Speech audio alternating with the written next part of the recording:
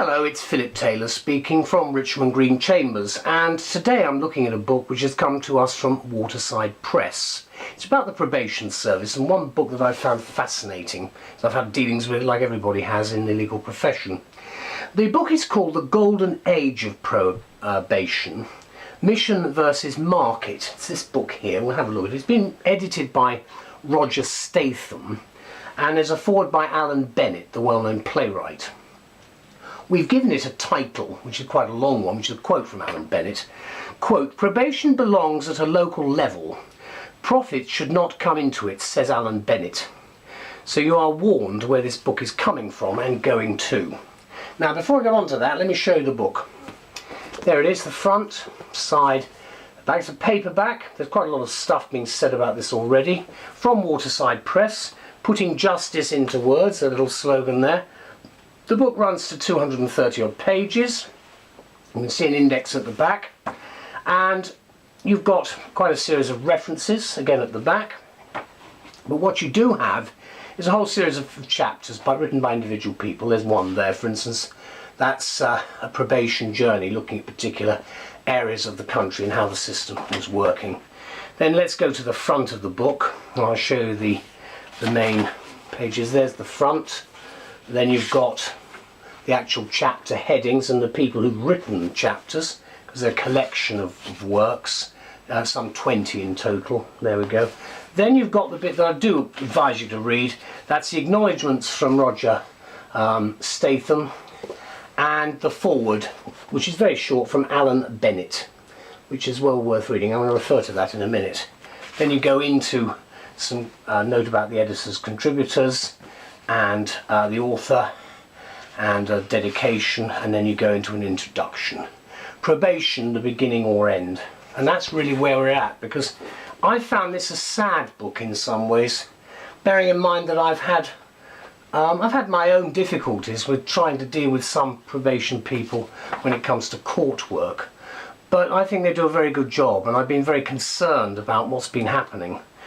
Because, as you'll hear from my review, which I've written with my wife Elizabeth, I've got some concerns about what is happening at the moment, and we've really got to grip this subject. We've given it the title as a long-winded quote, and not from Mr. Bennett, but from me more than anything else. But what I say is this: the work of what was known as the Probation Service is well remembered and described here in this fascinating historical picture of 50 years' worth of how probation operated in England and Wales until the changes brought about in the 21st century, i.e. very recently. Of course, the problem is always going to be one of change, with many seeing the benefits of profit as a theme which runs like a golden thread through this book, and one which many will abhor, because they don't see profit as being anything to do with this sort of work. Now, we'll get on to that in a minute. The author, who's actually the editor, Statham, has brought together an excellent series of writings which will be of benefit to legal historians and, just possibly, serious future politicians who might care to look at criminal justice in a slightly different way. Yes, the issue of cost does feature strongly throughout, and we feel that you as the reader will be on either one side or the other in the debate about whether this service has any future in the public sector only. Now, that great privatiser, Margaret Thatcher, was, in my view, right to look again at the way public sector business is conducted. But I would suggest that a line has to be drawn in the sand somewhere between those public services which must remain public and those which are capable of privatisation. I raised that with her when she was alive, as Prime Minister, and I got a fairly cold glance back. But I'm determined to stick to my guns, and that is that the view here is that probation does not cross that line into privatisation.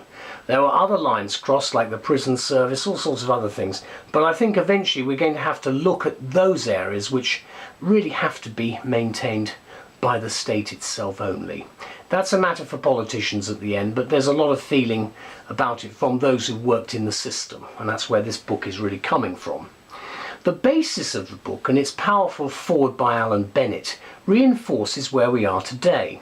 Frankly, in as much chaos as in the past, with no proper thought put into reforming a service which attempts to help change the lives of some of the most marginalised people in our communities, because that's what the actual customers are, if you think about it. Bennett writes the oft-quoted view that, quote, the notion that probation, which is intended to help those who have fallen foul of the law, should make a profit for shareholders seems beyond satire. And he's being kind here, not comic. The doom merchants will always say that reforms of the sort we're seeing now under both Tory and Labour governments will, and that includes coalition, will ruin the system and the cumulative wisdom of 100 years of devoted public service, which is going to be undermined. And that's certainly the thing that's coming through in this book and from the people I've spoken to. But that is the problem, of course, with any reform. It's compounded by the main fact that successive parliaments have not been prepared to face proper reform of the criminal justice system, but have merely messed it up, tinkered around with it, chucked additional clauses to already confused bills, ending up with the usual camel of legislation which another parliament then tries to rectify, but does not, usually making things worse. And I have to say that as a practitioner, because frankly some of the CJAs that we've had really have been a bit of a disgrace, and I'm sure any barrister and solicitor advocate will see what I mean from the way we have to deal with this in the courts.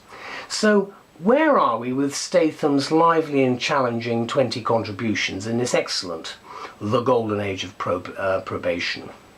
Probably farther along the road to substantial reform than we know. The old view is, if it isn't broken, don't fix it.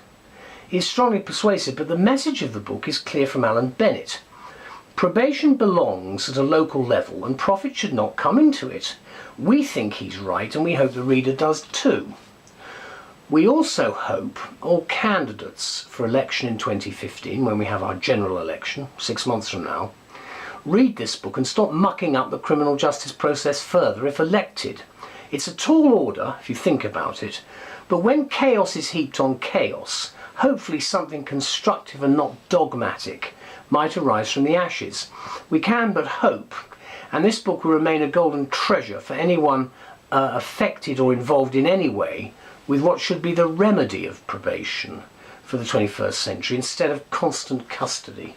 Now you probably see I've got a little bit of disgust in my voice when I'm presenting this because I haven't been very happy about seeing what's going on.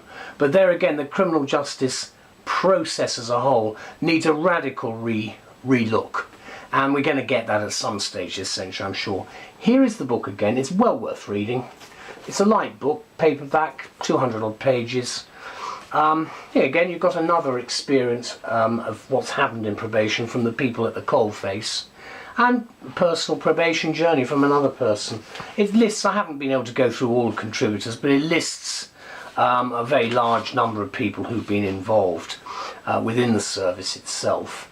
I think, apart from anything else, it's a legal history book, this one, in terms of criminal law and what we've been doing.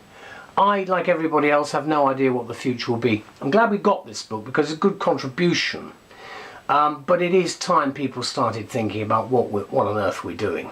If you think about the number of people who are locked up, the cost per head in the prison population, why things like probation are there to try to help, not hinder matters, the whole issue has to be looked at again.